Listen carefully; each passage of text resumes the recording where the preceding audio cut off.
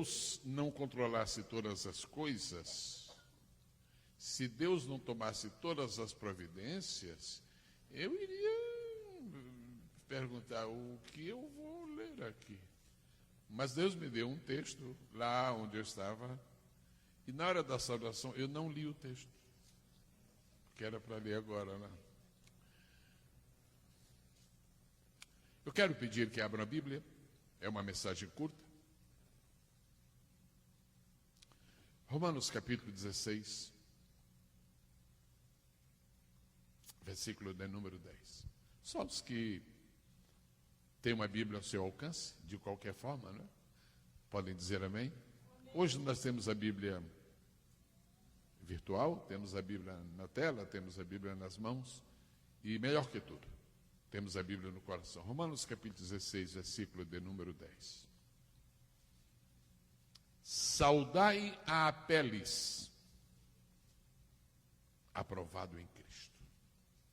É a primeira parte do versículo. Os irmãos podem ler comigo agora juntos, por favor? Vamos ler, podem seguir-me. Qualquer versão é válida, mas quando podemos uniformizar tudo. Deixa eu ver como é que está lá. Saúdem a Apeles, aprovado. É isso mesmo, ok. Saudai.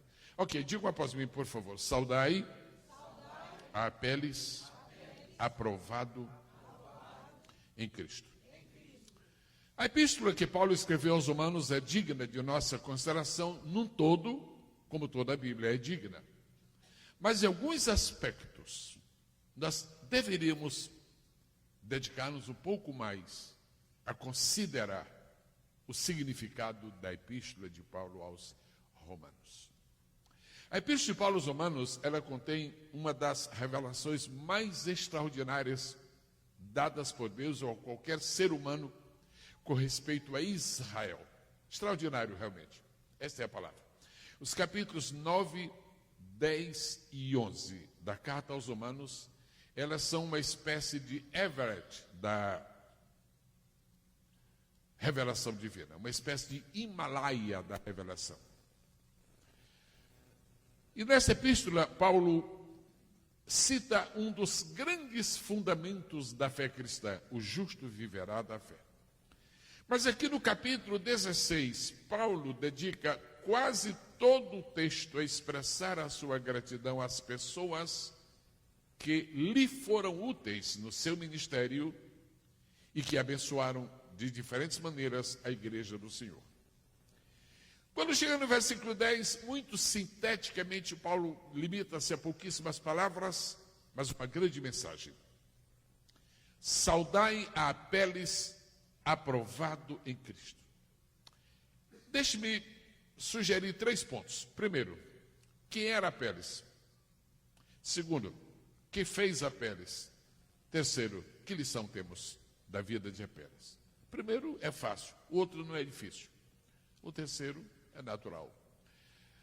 Apeles, não há nenhuma pessoa que esteja habilitada a dizer quem era Apeles. Não há nenhuma pessoa habilitada a dizer as origens de Apeles. Tudo que se sabe é o nome dele, Apeles. Nada mais. Filho de quem? Não se sabe. Morava onde? Não se sabe.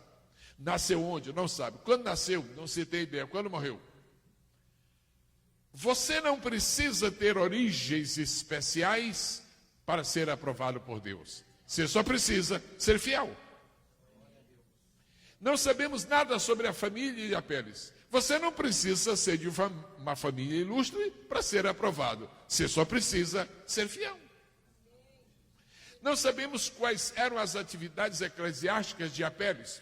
Não sei se era pastor, não sei se era presbítero, não sei se era diácono, não sei o que era. Agora sei que foi aprovado em Cristo. Você não precisa sentar à frente para ser aprovado. Você não precisa ter o microfone na mão para ser aprovado. Você só precisa ser fiel. Há 3 palavras da língua portuguesa que devem ser motivo de nossa alta consideração. Agradeço se podem repetir após mim. Número 1, provado. Número 2, reprovado. Número 3, aprovado. Detenha-se, se possível, em observar o significado destas 3 palavras. Primeira, provado. A palavra provado está ligada à palavra prova. Provado é exatamente associado à prova. Ser reprovado ou ser aprovado é uma consequência de haver sido provado. Se você sonha em ser aprovado, você tem que esperar primeiro que vai ser provado. Nossos filhos estão sempre sendo submetidos a exames, a provas no colégio. E como resultado eles serão reprovados ou aprovados. A Bíblia identifica só 2 tipos de pessoas na igreja.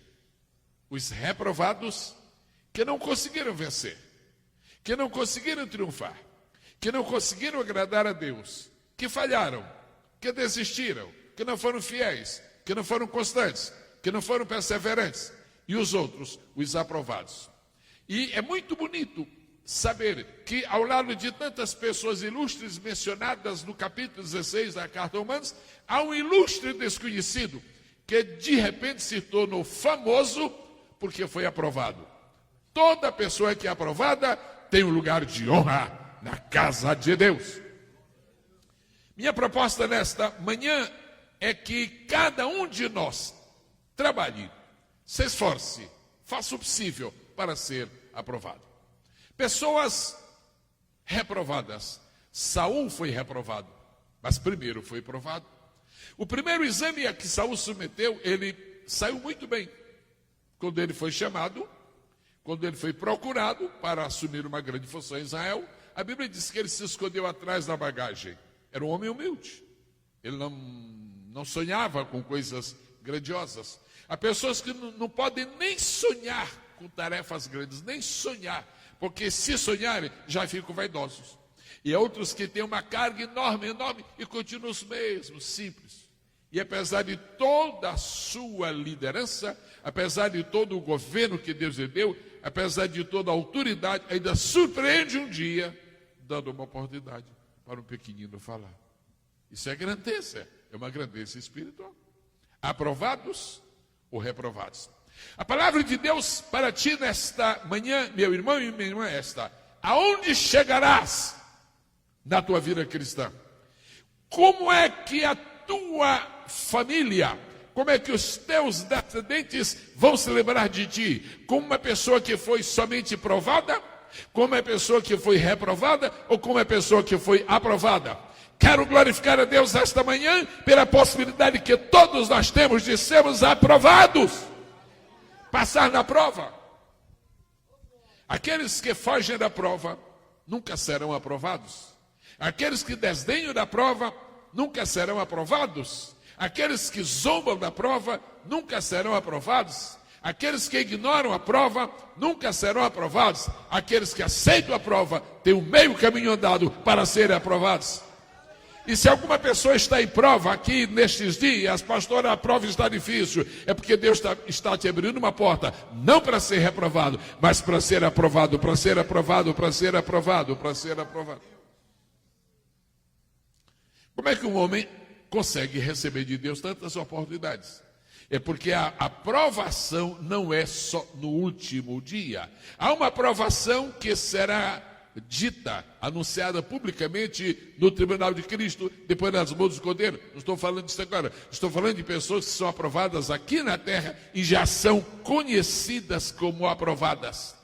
Não permita que coisa alguma te faça ser reprovado na vida cristã.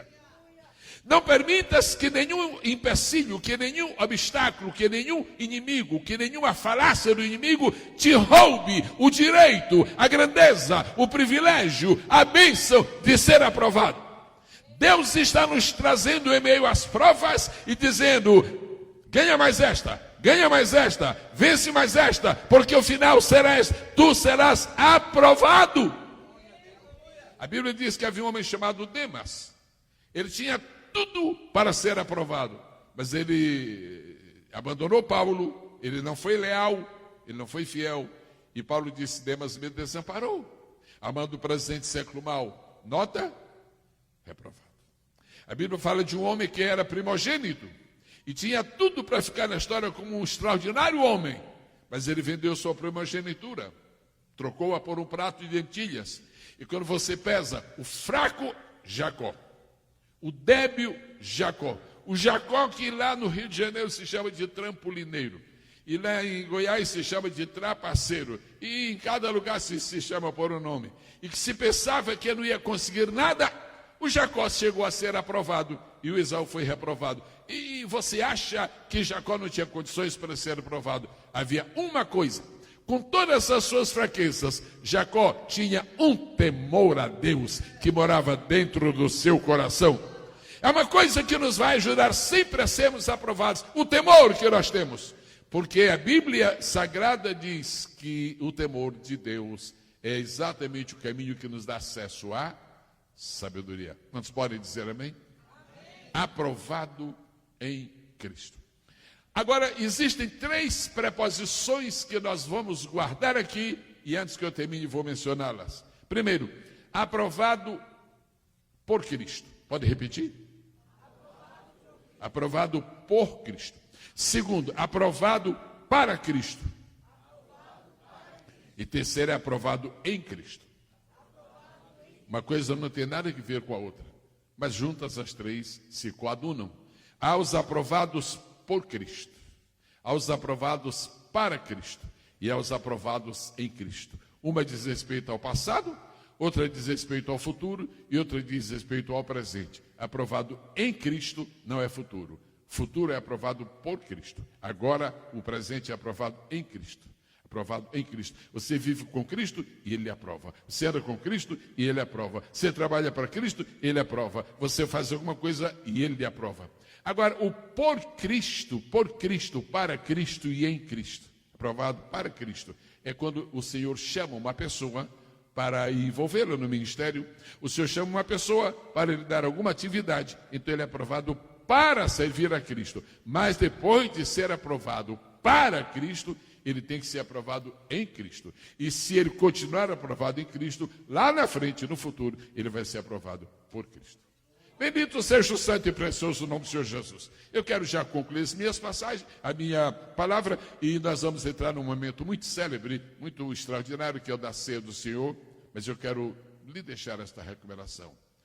Quando você sentir que está numa prova, seja muito cauteloso, não murmure das provas, porque elas são o caminho natural para sermos aprovados. O caminho natural para sermos aprovados. As provas muitas vezes nos entristecem, mas não há nenhuma verdadeira alegria amanhã que não custou uma tristeza hoje.